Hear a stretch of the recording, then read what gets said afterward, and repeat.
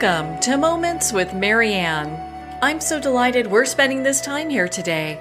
We have a very inspiring show coming right up with two very special guests. Our first guest today is Emily Henry, and she's here to share with us her new book, Beach Read. If you're looking for a summer read to get lost in, the instant New York Times bestseller Beach Read is your book. Now, Emily writes stories about love and family for both teens and adults. She studied creative writing at Hope College and the New York Center for Arts and Media Studies, and now spends most of her time in Cincinnati, Ohio, and parts of Kentucky. So let's welcome to the show, Emily Henry. Thank you, Marianne. I'm so happy to be here. Oh my goodness, what an honor it is to have you here. And congratulations, your book is a New York Times bestseller. I mean, how exciting is that? It is mind-blowing. I didn't even really dream that it was a possibility until the day the list came out. I remember like 2 hours beforehand, probably I emailed my editor and was like, I don't know if this is kind of a kooky, like off the wall thought, but is there a chance that the book is going to hit the list? And if so, what time would we know that? And, do you already know that it hasn't? Because maybe you could put me out of my misery. And it turned out that my whole team was sort of thinking that it might hit, and they're all a little bit superstitious. So they had not said a word about it. And then like 2 hours before the list came out, I kind of threw my hat into their ring and stressed them out a little bit by just asking point blank. And yeah, it was really wild. They all called me together on this huge group phone call to congratulate me. And it was shocking. And I would actually say that probably it staying on a second week was more shocking. It's kind of the ultimate writer dream to hit that list, but to stay on it for a little bit was mind blowing. Oh, I'm not surprised. I mean, this is a great read. I'm Thank not you. surprised about that at all. It's a great read. And I think a lot, especially now, people are looking for ways to escape. And man, your Yeah. book really provides that. Yeah, thank you. I mean, really, for me, it was an escape while I was writing it. I kind of wrote the book in my own personal pandemic in a way. I mean, I just was very anxious at the time and fairly depressed and just sort of disillusioned about a lot of things that were going on in the world. And I just wanted to immerse myself in something that felt good and that felt like an escape and brought me some hope and joy. And so I really wrote it just because that was what I wanted to immerse myself in. And it was very strange to realize it would be coming out in this wild, off the wall climate. But it also kind of makes a weird sense in a way, just because, this is what this book is for. This book is for comfort and for escape and for like just little pockets of joy when things seem really hard. And, I'm really grateful that it can be that for people right now. That's a very strange and wonderful honor. Well, I think everyone's going through their personal pandemic right now. Yeah. I mean, Yeah. seriously, I mean, myself included, where we have days where we're stressed out and Yeah. anxious. And so why don't you share a little bit about what the inspiration behind writing this book was? Yeah. So like I said, there was a lot going on in the world that just sort of had me feeling very pessimistic. And that was a big shift for me. I've always been sort of an optimist and a person who just really believes that things shake out how they're supposed to and all of that. And I was going through this time of just feeling like the world wasn't what I had thought it was or what I hoped that it was. And while that was going on, like I said, I really wanted to be immersed in this story that would make everything feel just a little bit better and that would help me sort of wrestle with the feelings I was having. But I didn't have any ideas whatsoever for a book. I had just turned in my second young adult novel. I published some books for teens before Beach Read. And I was very just wiped out. I had no ideas left, no characters left. My brain was just that desert scene with the tumbleweed blowing past. And so even though I really wanted to be working and wanted to be in this story, I had no ideas for a book. And whenever that happens, it's like the most miserable place for me to be in. I am a workaholic in a joyful way. I love writing. It's the best feeling in the world when you're just in a story and nothing else seems to hold your attention quite like what you're working on. Whenever I'm not able to work, it's very miserable for me. And I usually end up, without any like exaggeration, lying on the floor, just sort of groaning at the ceiling and trying to just think a story into existence.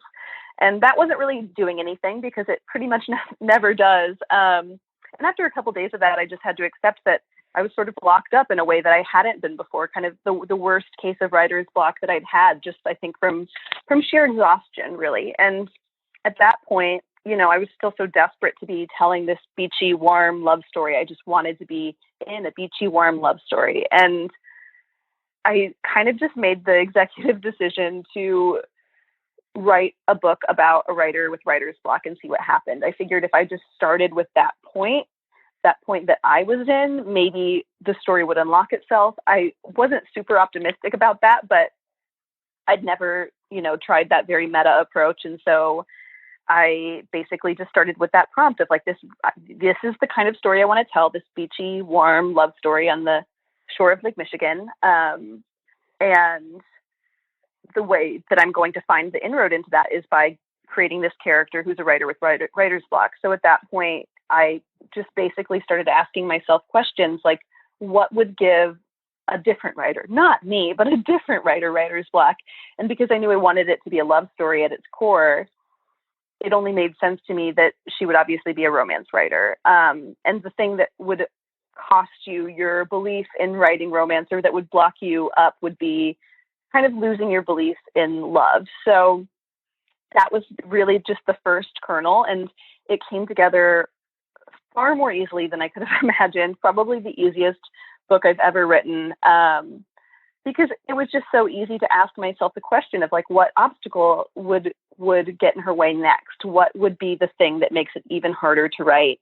And that was how I wrote probably the first half of the book, at least, was just about putting new obstacles in front of her, and seeing how she dealt with them. So it was a very meta experience for me, but it was a real delight. And like I said, it just was sort of this blissful, easy process that I would love to replicate someday, but don't expect to.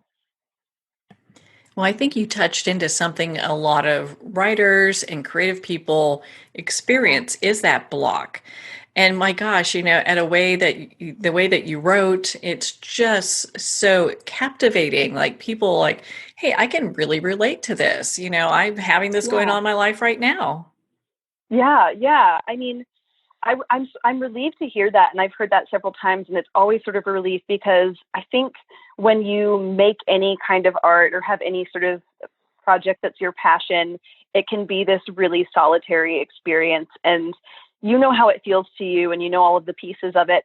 But even if you have friends who are in the same fields, the same community, you don't necessarily know that it's the same for everyone. And and to an extent, it's definitely not the same for everyone. But I think the biggest probably concern that I had with the book was like, how are other writers or other artists going to feel about this? Are they going to think that this is genuine? Is this like how I find out that I'm super weird and the way that I do things is like quote unquote wrong and doesn't work, and all of that? And it's been really nice how many writers have specifically reached out to me to just tell me that they really connected with January's story and with her whole creative process and all of that. Because a lot of times you don't really know, and there's always that little blip of imposter syndrome waiting to convince you like that you're the fraud and everybody's going to see through you if they look close enough. So yeah, I mean, it's that has been really encouraging and funny to me, to just get to talk to so many other writers who I didn't really know or didn't know at all before this, and kind of commiserate about all of the things that the main characters actually commiserate about in the book. Well, I love how you took what really had you stuck, the writer's block, and Yeah. then use that as the basis for your book, to really kind of use that as your creative, expression out. And I think that's why so many people really appreciate this, because there's so much authenticity with that. Yeah. Yeah. I mean, it's funny because I think that could have gone so badly. I think anything that has a meta element has the potential to feel super gimmicky. But like I said, once I got into the book, I really was lost in the story. So it didn't just stay this clinical examination of writer's block for me by any means. It was very much like it became the character's story once I was in it. But that was the perfect inroad in, and I don't know if I'll ever have that kind of experience again. But yeah, I don't know. It was really interesting to take that meta route and see how that could actually unstick me and let me write again. Or perhaps this is something that you're teaching people how to, look at what it is that, kind of keeps them where they're at and using Right. that to propel them forward. I actually think it's real empowering. Yeah, I totally do agree with that. I didn't think of it that way when I was writing it, but after the fact, it was so easy to look back and realize that by asking all of those questions of my main character, like obviously that helps me get unstuck. And I think, I've had minor spurts of writer's block since then. And now I think I'm a lot more self-aware and critical of it. I examine it instead of just giving into it or feeling miserable or letting the imposter syndrome creep up. It's much more like a process of investigating it a little bit and trying to figure out what exactly is going on. And I think with writer's block in general for me, I've started to notice that there's this pattern of fear where it's like I'll think that I'm bored with the story or I don't have any ideas or whatever. But really, there's just this fear that the book can't live up to that first image in your mind. And that, I think, is a thing that stops a lot of us from working on things that we really care about, or makes us not finish projects, abandon them halfway through because we start to get in there and see we're building this thing from the ground up and it doesn't match up to how we envisioned it when we set out. And I don't know, I think realizing that that was just general fear or anxiety has been really freeing to me too, because if that's all it is, there's really nothing behind it. It's just like a little sheet dancing in the wind that looks like a ghost, but it's really nothing. It's just like fear that you can't live up to your initial expectation, which maybe you won't, but the only way to know is to forge ahead. So, why don't we dive into Beach Read just a little bit? We're not here for spoilers, so no spoiler alerts. Everyone will have to pick up their own copy to enjoy this book. But you chose Lake Michigan as the setting for this. Was there a reason why you did that? Are you familiar with Lake Michigan?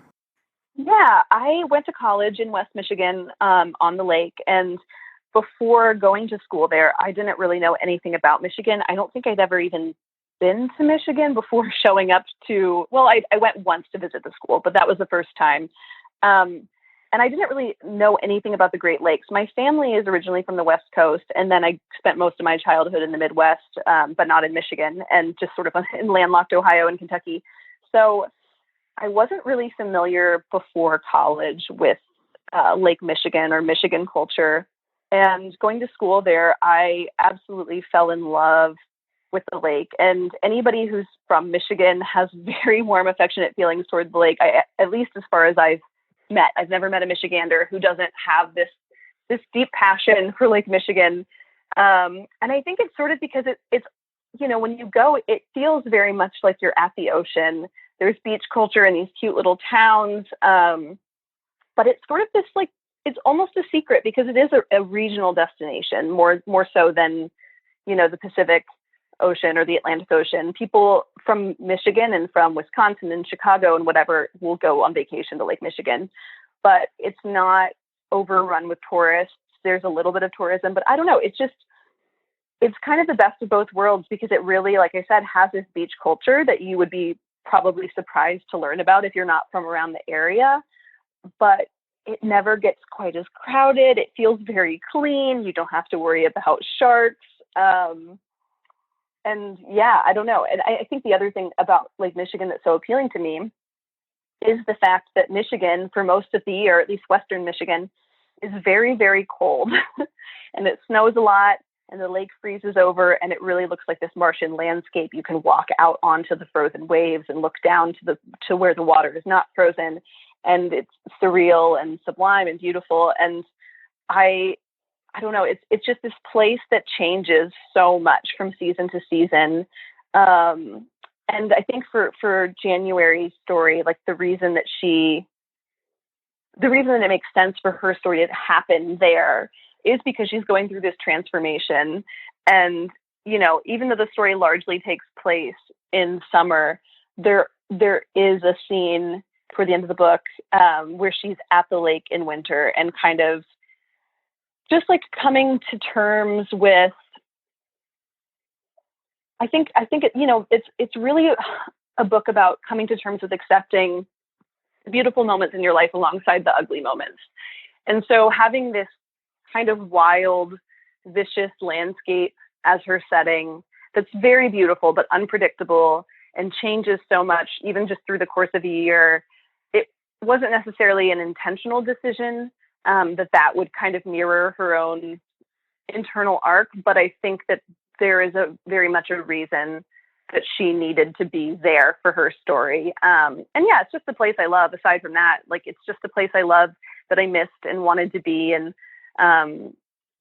knew well enough to feel like I could give this setting its what it deserved. And the town in the book is actually a fictional town, but it's very much based on an amalgam of these little West Michigan towns that I love, Saugatuck and Holland and Grand Haven, just really cute little, like, just the cutest little towns and beautiful beaches. So yeah, it was, I mean, there was a lot that went into it. Setting is something that really inspires me. And, you know, before I had any concept of the book itself, I knew that I wanted to be writing a story set on Lake Michigan.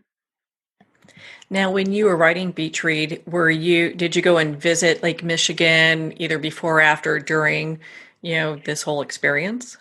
I did not during, but I mean, you know, I still visit Lake Michigan on occasion. I'm trying to think.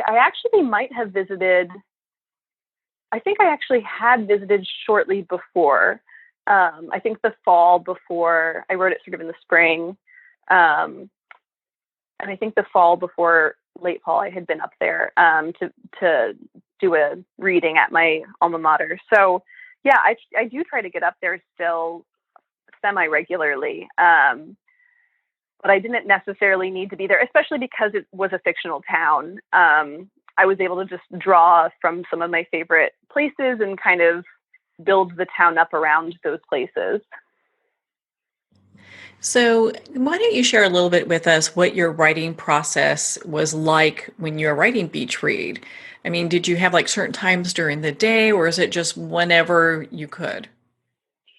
I am largely a morning writer, or at least for Beach Read, I've kind of started to see a shift lately where later in the afternoon, early evening is better. But in general, I've always preferred to work in the morning. I found that if I do much before I start writing, I lose my energy. I lose my ability to make decisions, to think through plot points, all of that. I kind of need a fresh brain to do my best work in general. So usually, you know, my writing process really is I kind of wake up and just look at social media or play a game on my phone or something while I drink a cup of coffee.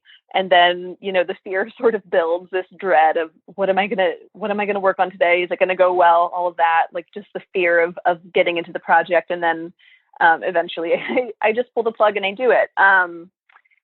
With Beach Read, I didn't tell anyone what I was working on. It was very much this project that was just for me. And I almost didn't want to jinx it since I had really bad writer's block before starting it.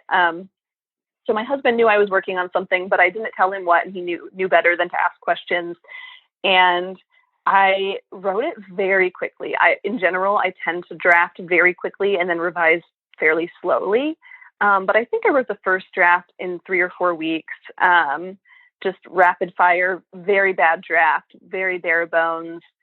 A lot of the dialogue was there and not much else, probably, if I remember correctly. And I did this thing where I drew like a bar chart kind of thing. I just like drew a bar and I marked off like different word count levels along the bar. And every day when I had finished writing, I would fill in the bar with a red marker to just give myself like a visual to show myself making progress, because it's so easy when you're writing something that size to just kind of feel lost in it and not so sure you are capable of finishing it. So having that visual was very helpful to me. But I generally draft quickly.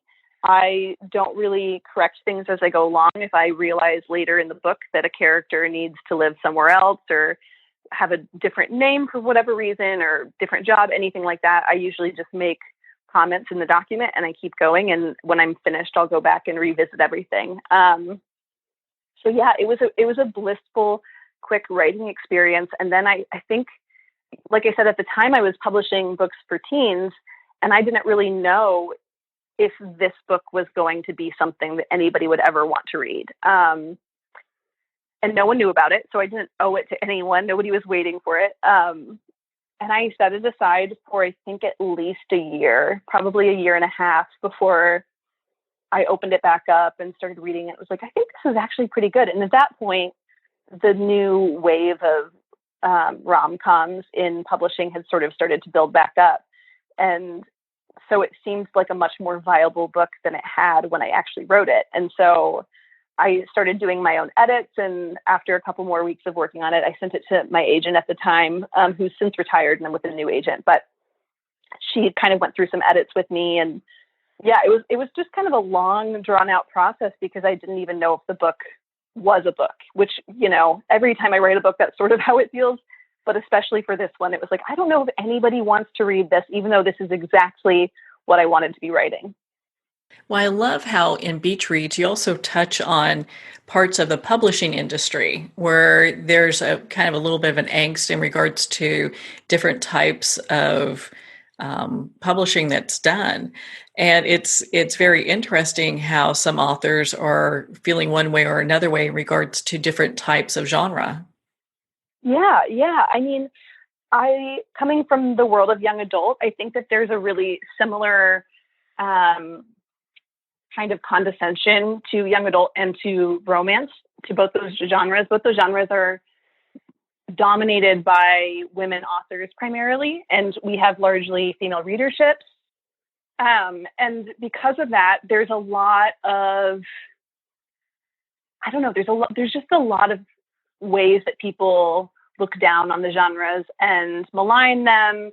So yeah, coming from young adult, I was familiar already with the way that those genres can be maligned. And I think it's sort of suspect that the two that you see that primarily happen with are categories that are largely written by women and read by girls and women. I think that is sort of, yeah, just a suspicious thing to realize. Like, why are the things that are interesting to girls and women innately seen as inferior? What is it about telling a story about a relationship of any kind that kind of relegates it to something that no boy or man would want to touch? I've seen that play out, and I'd watched it happen to romance authors too. And I had just barely started to scratch the surface of reading romance. And I was really surprised by the depth of the stories and by the tension and just the writing ability and everything, because it's something that I had seen happen. I had seen people kind of laugh about like silly women's books, essentially. And actually reading them and realizing how hard it must be to write that sort of book was really surprising to me, to just realize like, oh, this is kind of laughed at for no reason. And you know, there are just so many weird little quirks in publishing.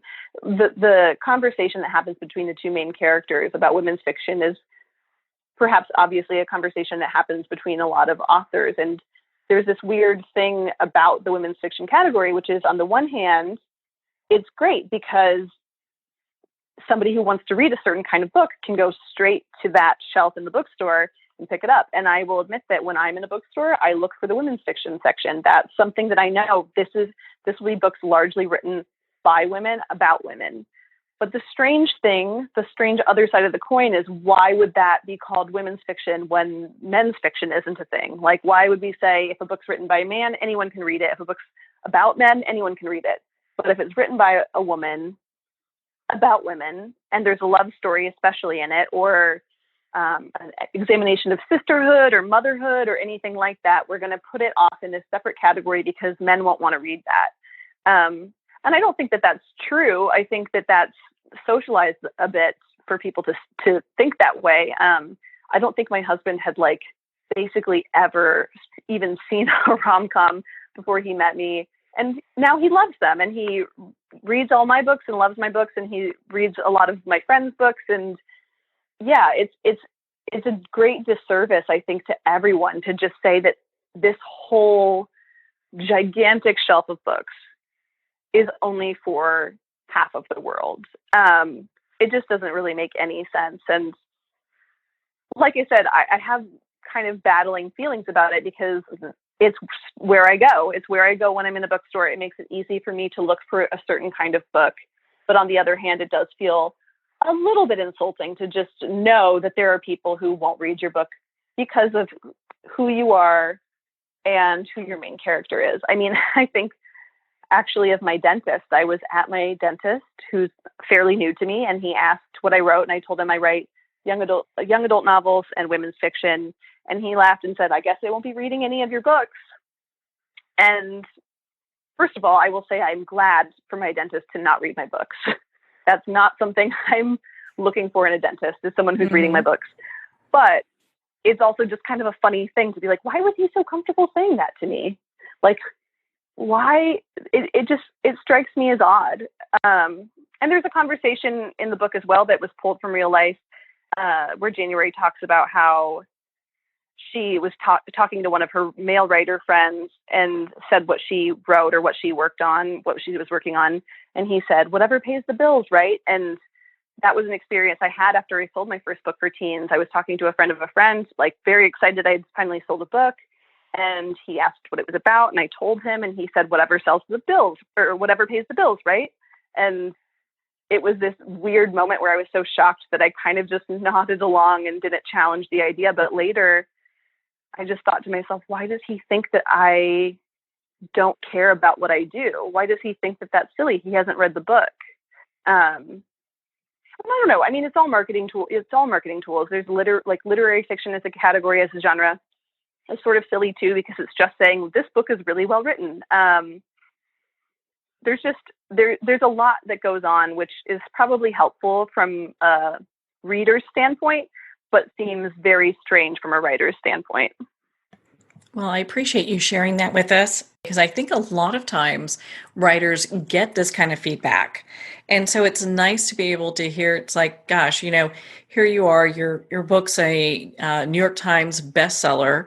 Oprah Magazine's rated it as, best beach read of summer. So for somebody like that, I would just probably drop a book in the mail to him. No words needed, Yeah, there is a little bit of a sweetness to like having that level of success with a book. I don't know. And that's the funny meta thing about it too, is, having January complain about all of these things. And then it was funny. I also had a very lovely, very unexpected review in the New York Times, which when that happened, that was before the list came out. And even that, I was just blown away and was like, this is one of my top 3 writer dreams right here. And I can't believe it's not just a horrible panning article. But when that happened, it was very funny and felt like a very ironic twist to just have my book about women's books not being taken seriously get this wonderful review in the New York Times, specifically in their romance, roundup, but still this wonderful review. And then it hit the list, and it was like, okay, maybe things are changing. Like all the people who I sort of poked fun at or teased a little bit in the book actually do seem to be taking notice of the book and respecting it and being very kind about it. And that was so encouraging and so surprising. And a little bit, it was a little bit like, oh God, what did I do? Like, why did I call them out like that and then watch them be so lovely about my book? Well, do you know what? It says a lot. It says that people are really gravitating towards this book. Your writing style, again, is just phenomenal. Thank you. I mean, it was really easy to read. So it's Thank definitely you. a page turner, and congratulations, all the accolades of your book. My goodness, Thanks. I really appreciate that. I'm very honored by every single kind thing that has been said, and surprised and pleased and really grateful. Well, Emily, where can our listeners connect with you and learn more about your books and be part of your community? they can follow me on Instagram is probably the best bet. My handle is at Emily Henry Wright. They can also find me on Facebook, but Instagram, and I'm on Twitter as well, but Instagram is the social media that I gravitate towards. It's the one that feels the most natural and the easiest to share glimpses of what I'm reading and what's going on in my life. And I don't know, it's a really great place to connect with readers. I've been really surprised that this visual medium is the place that seems like the best fit for having conversations. Well, Emily, thank you so much for taking the time to be on the show with us here today. Thank you so much for having me. It was a really great conversation. Well, thank you, Emily. It has been such an honor to spend this time with you, and of course, to talk about your new book, Beach Read. Beach Read's available at Amazon, Barnes & Noble, and all indie retailers, and of course, you can get it on Kindle. Again, if you'd like to connect with Emily, you can. She's located on Facebook at emilyhenrywright.com and also on Instagram. Well, you want to stay tuned for our next special guest. We know that family is everything, but what if you discovered a trove of family secrets that changed everything you believed about yourself? Sometimes forgiveness takes a little bit of grace. Stay tuned for our next guest, Phoebe Fox. She'll be sharing with us her upcoming book, A Little Bit of Grace. You've been listening to Moments with Marianne. We'll be right back after these messages.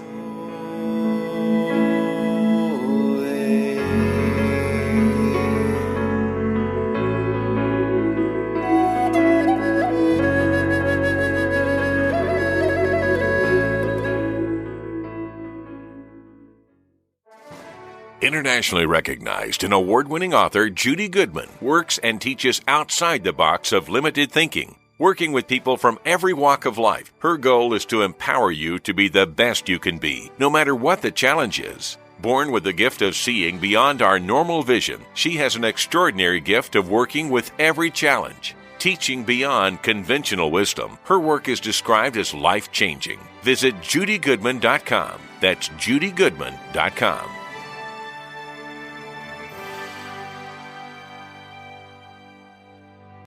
There comes a moment when you realize you're somewhere special, when you discover that each beautiful creature that you see has been rescued from a life of absolute horror and brought to this incredibly free place. Here's where their lives were forever changed and where yours will as well. Discover over 500 tigers, bears, and lions at the brand new visitor center at the Wild Animal Sanctuary just outside Denver. For more information, visit wildanimalsanctuary.org. Discover true freedom at the Wild Animal Sanctuary. Have you ever had the sense that your thoughts might actually be doing something? Ancient secrets of manifesting have been masterfully revealed in the award-winning book Manifesting 123 by Ken Elliott. For the first time, the author's experiences and stories in this book describe exactly how your thoughts can create anything. You've been doing this all your life, but it's never been fully explained for you until now. Visit manifesting123.com for more information today. Manifesting123.com.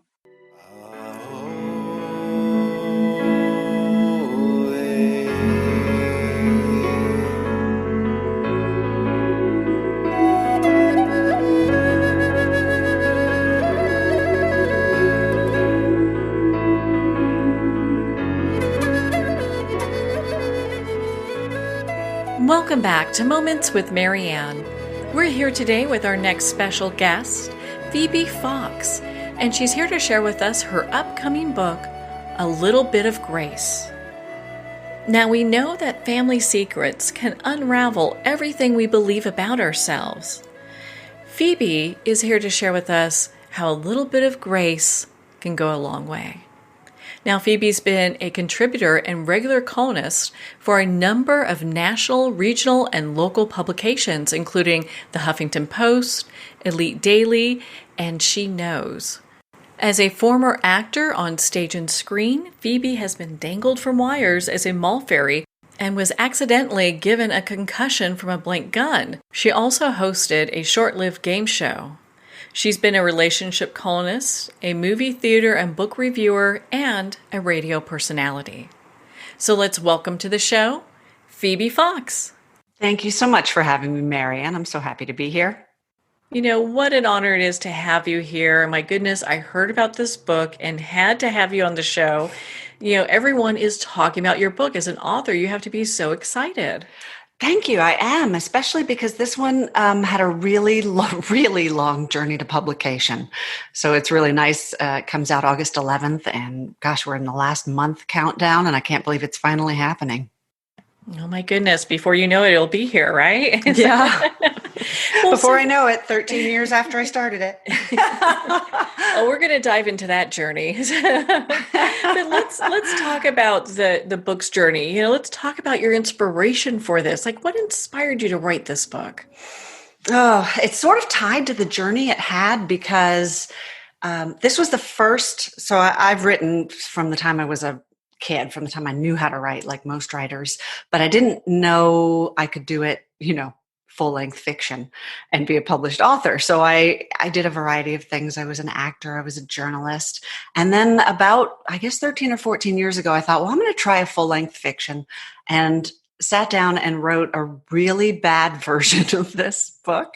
It was very different. It was, so this story is about a woman who goes to meet a relative she never knew she had, a long lost relative, and she finds herself on a tropical island with this extraordinary octogenarian matchmaker, viral relationship advice columnist, and uncovers a bunch of family secrets that lead her to have to wrestle with big issues of forgiveness. But what it started as was this kind of Hitch meets Cocoon wacky comedy about a bunch of older, like serious seniors, 80s and 90s, who wanted a final chance at love.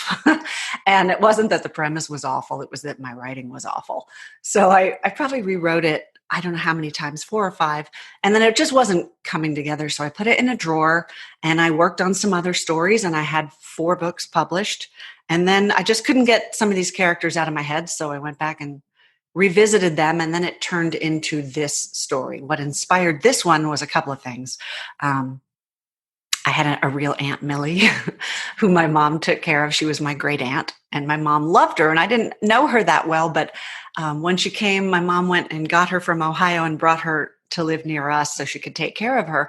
And in the course of moving her, we found all these crazy family secrets in her apartment. Like, she was a wild woman, at a time when it wasn't okay to be a wild woman. She just lived this totally free life and was madly in love with one man for decades and never got to be with him. When my mom put her in an assisted living facility, she began to suffer from dementia. And even amid all of that, she would have her, evening toddy every night, and she'd flirt with all the men at the assisted living facility. And at like 80 something years old, she just decided, lifelong smoker, she decided, I think I'm going to stop smoking. And then she did. So she fascinated me, but her story broke my heart because she never got to be with her true love. So I wanted to give her a little bit of a happier ending and just kind of bring this extraordinary person to life.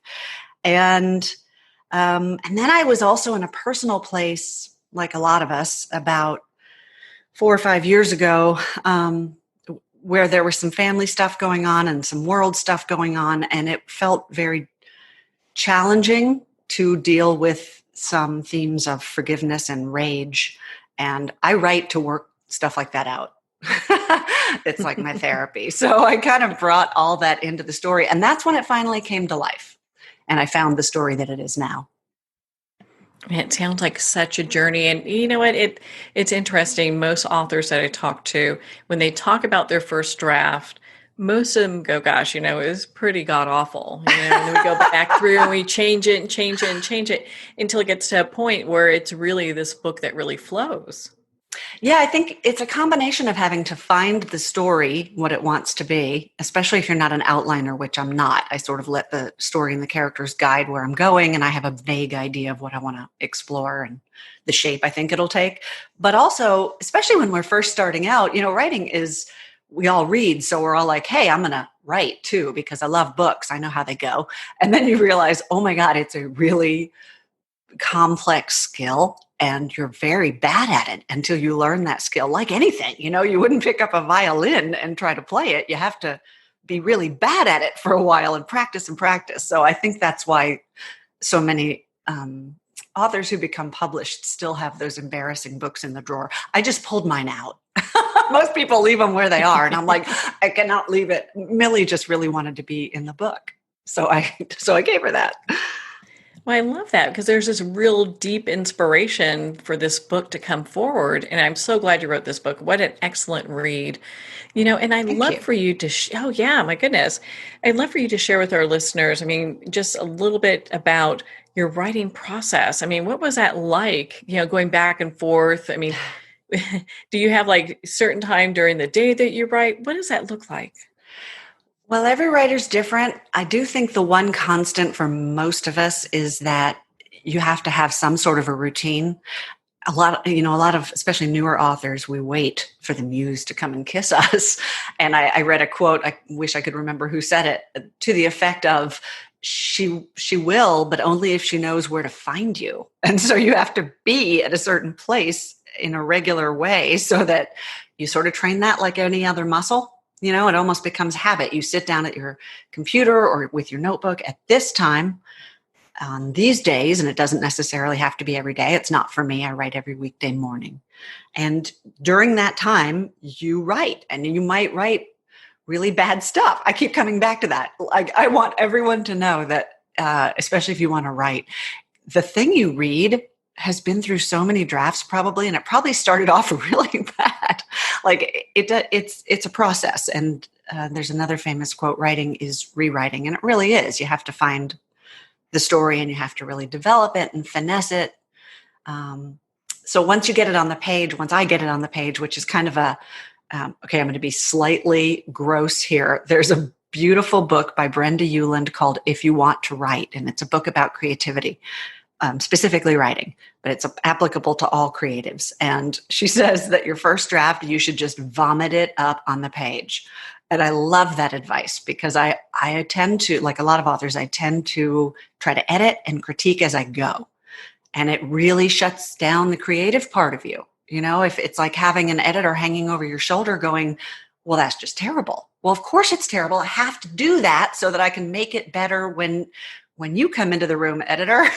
But for the writing part of it, I think you just have to let it out. So I just kind of try to get the story out as seamlessly as I can for the first draft. And then I really dig in on the second draft. And third and fourth and 20th and 50th. And that's when I start doing the fine tuning, really developing the characters, trying to understand what their motivations are, making sure that they really care. There's a clear goal and they care about what that goal is. And so the reader will care about what that goal is. It doesn't sound glamorous at all, does it? Well, I think for writers, it just makes sense because you look at it, it's like this process of this book becoming. And when you got to this place where like, hey, you know what? I think I'm done. What was that aha moment for you? Okay, here's a dirty little secret. I don't know if most writers will tell you, we never think it's done. I'm rereading it right now because, so you know how long the publishing process is. And this book got signed with my publisher, Berkeley Penguin, at the end of 2018, just to give you an idea how long the process takes. So we worked on edits and I've read it since then, obviously, but not for a few months because it's been in the bag for a while and just we're doing all the other production stuff. So I'm rereading it to just kind of make sure I've written two things since then. I want to make sure I'm grounded in it. And I'm like, oh my God, I want to go back and change all this stuff because it's never finished. And I think as you evolve as a person and as an artist and as a writer, you grow and you do become better and different and you want to go bring that to your past work. But at a certain time, you just have to step away. I knew this one was finished because so here's the rest of the long publication story. This was back in 2016 that I finished it and it was slated for publication elsewhere. And so I had a deadline and I am a deadline oriented girl. So that's when it was finished, when the deadline came.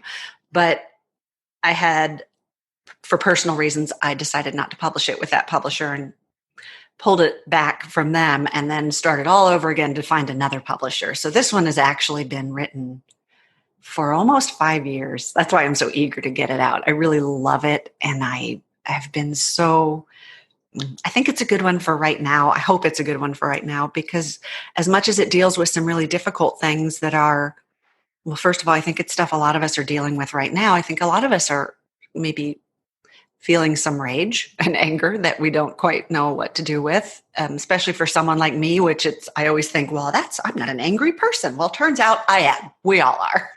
And so I think it's topical in that way. I think it's topical there's a lot of family stuff in it where you have the people that you love the most in the world, you may not always agree with, and they may not always approve of who you are.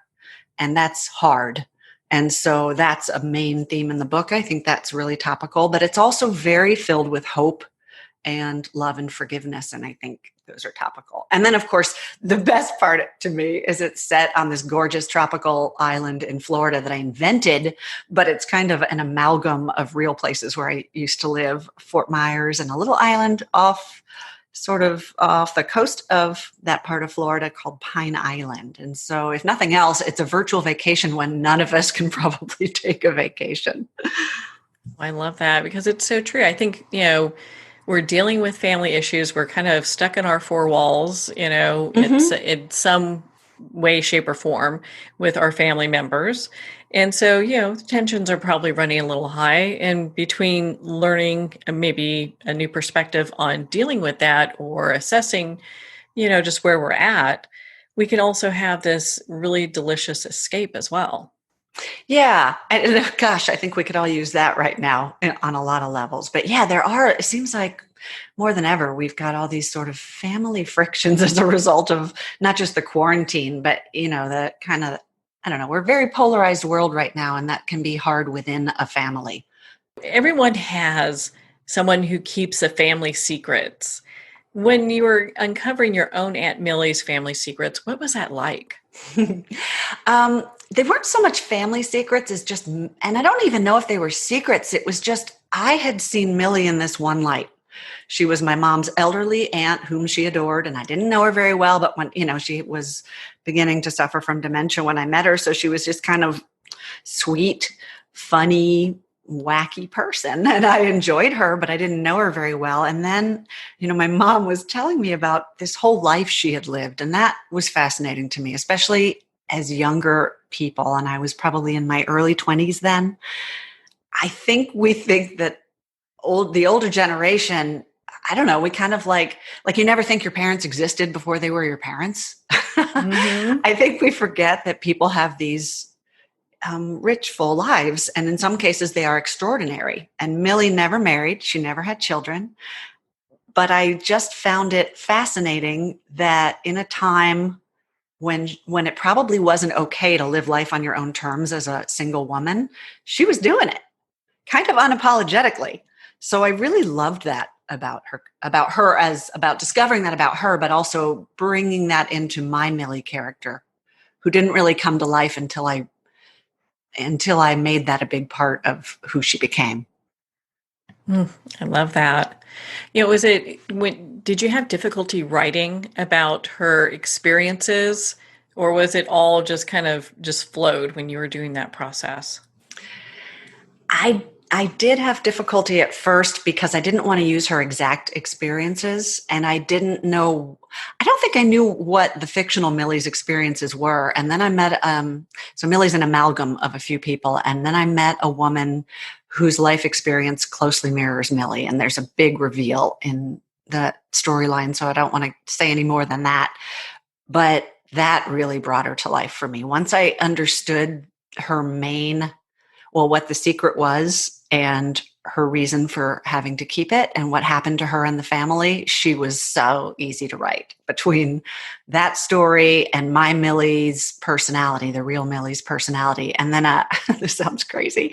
I was at a show once and there was a performer who was absolutely wonderful and unbelievably funny and personable and warm. And I thought, oh, that's who Millie is. And so she's also kind of loosely based on that performer.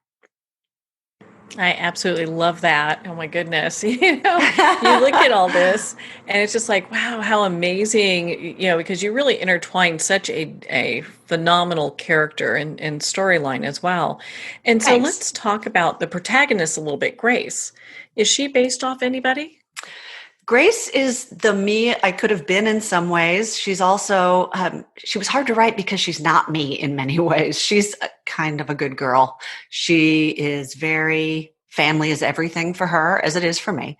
And duty and responsibility are strong for her. So she winds up, rather than following the life she kind of dreams of living, which is to go travel and figure out what she wants. Her father leaves her mom. Her mom goes into a depression. She stays home to take care of her mom. And then she takes over the family estate planning business, which isn't really her passion. And literally marries practically the boy next door, which is part of her. That was part of her dream. This is the love of her life, and she's madly in love with him. So she's happy in the life she lives.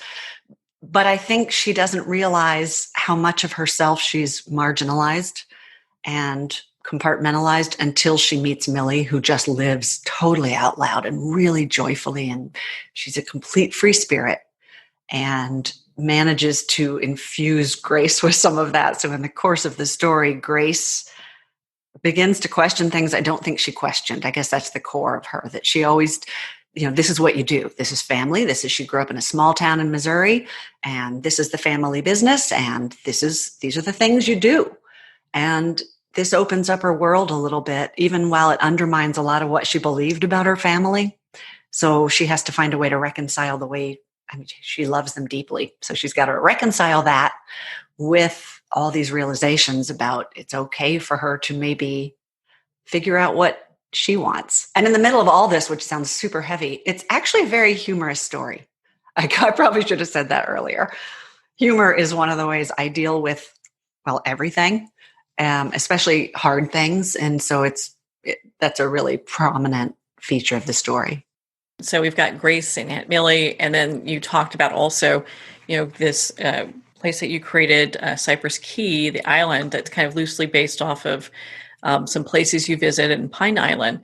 And I love how that just kind of adds to that color of the story, because, you talk about, Pine Island being like this artist, hippie kind of community. And I'd love for you to share a little bit more about that. I love that you said color, because that's the first thing I think of about that whole area. I should put it on my website. In my newsletter, I just posted some real pictures from Pine Island, and it's like sherbet colors everywhere. It's the buildings and the sky and the ocean, and the sand is really white and beautiful there. And then you've got the foliage, the palm trees, and then these lurid trees that seem like, when I first moved to Florida, I thought this is a set, because you've got these crazy purple trees and orange trees. It looks like Dr. Seuss. It's just this constant feast for the eyes. And I deliberately brought Grace there in the middle of a Missouri winter. So she goes kind of like Dorothy from this monocolor world to just color everywhere. I fell crazy in love with Florida, Fort Myers particularly, the first time I went there, and I moved there for 7 years. I never lived on Pine Island, but they used to do art gallery nights every month, where you would come onto the island and just wander from gallery to gallery, and there'd be jewelry and art. I put some of that in the story. And then it was an island it's a very sort of, it was not a planned island in the way that some neighborhoods and areas are, so you get a bit of a homogenous look to them. Pine Island was like, there's a Florida spirit. There's this Florida soul that is just pretty much, you do your thing. And so I think it was settled by a bunch of free-spirited hippie artist Florida people like that. So you may have, a stately mansion-looking thing next to a house built out of seashells, and a big pink stucco adobe building, or cracker house, or, the variety is just a feast for the eyes. And amid all of this, you've got mango trees and fresh mango stands. And this is all in Florida, it sounds like another world. And you've got, it's bordered by mangroves. I'm not sure if you know what those are. I didn't till I moved there, but they're these like really interwoven, viney looking, branchy things. And that's how new islands are formed. I think that's how Pine Island was formed, where they kind of start to grow and cling together, and then sediment clings to them.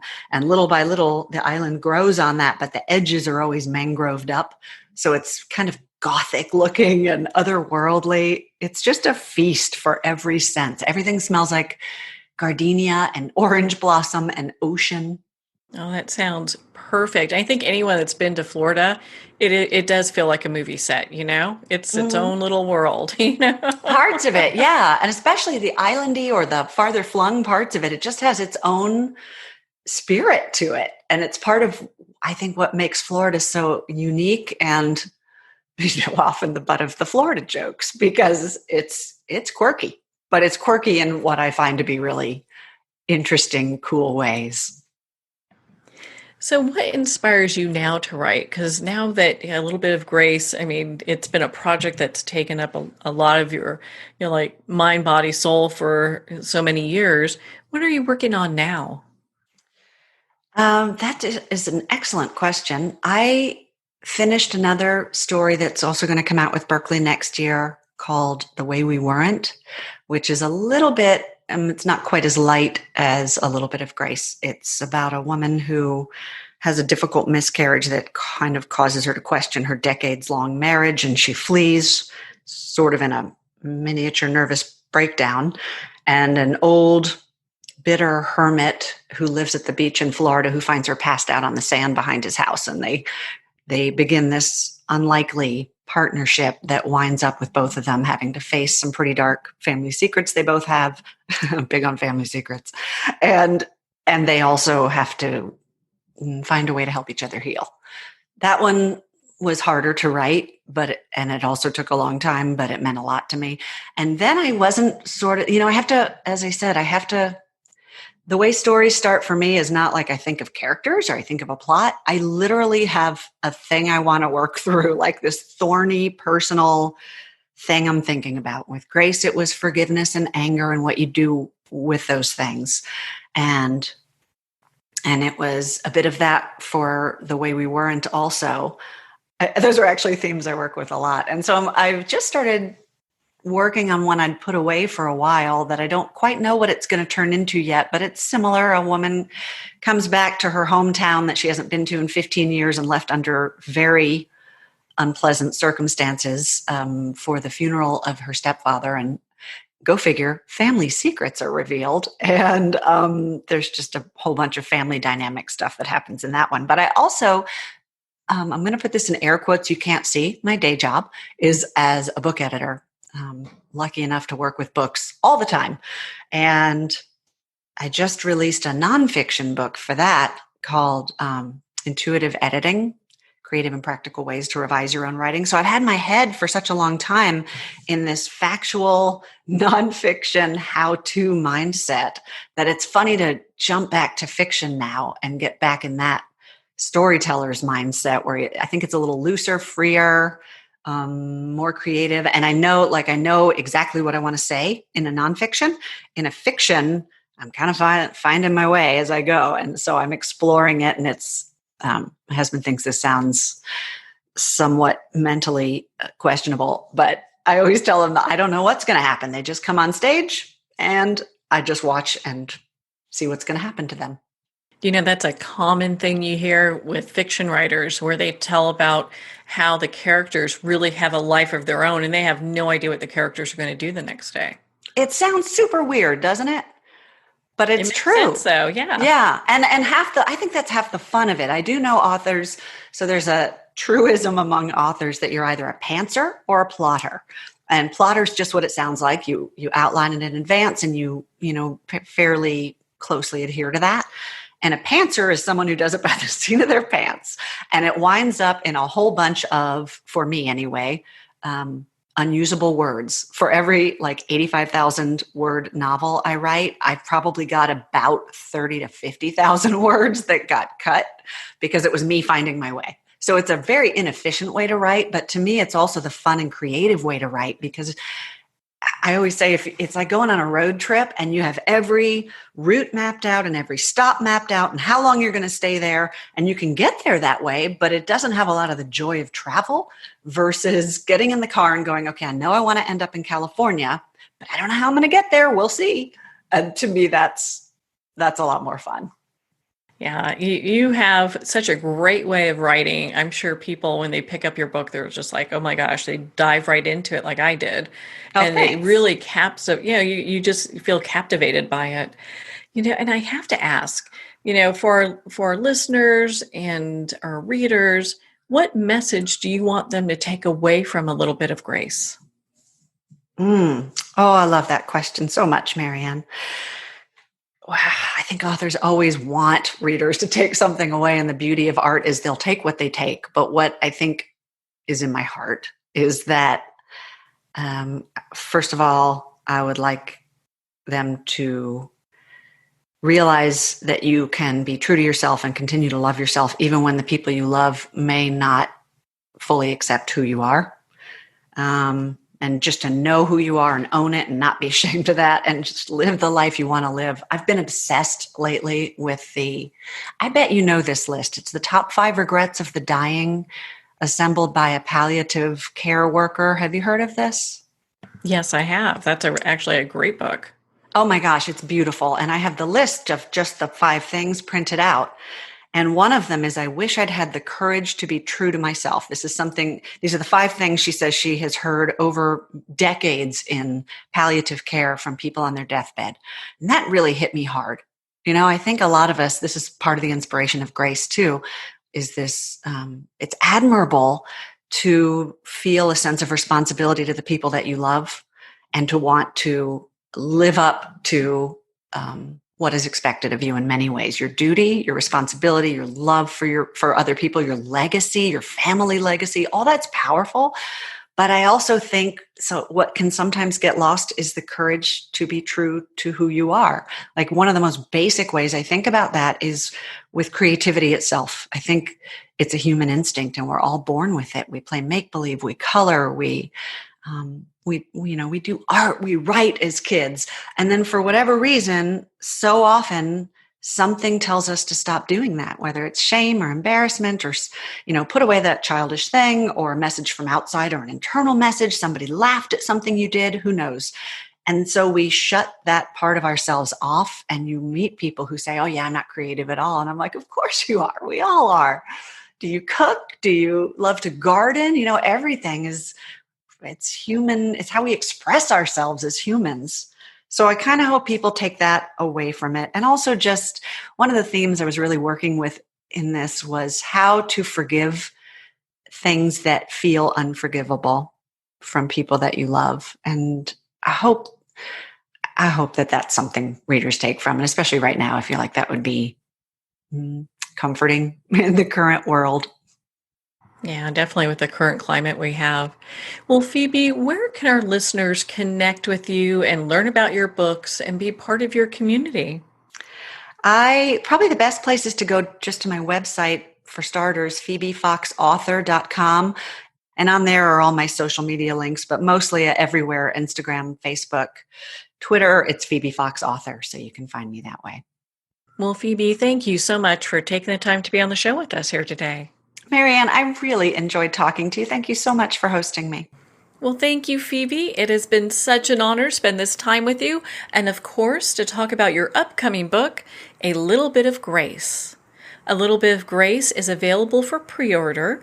You can also connect with Phoebe on her website at phoebefoxauthor.com for more information. Well, we're at the end of our time today. I would like to thank everyone for tuning in. You're listening to Moments with Marianne. And remember, make every moment count.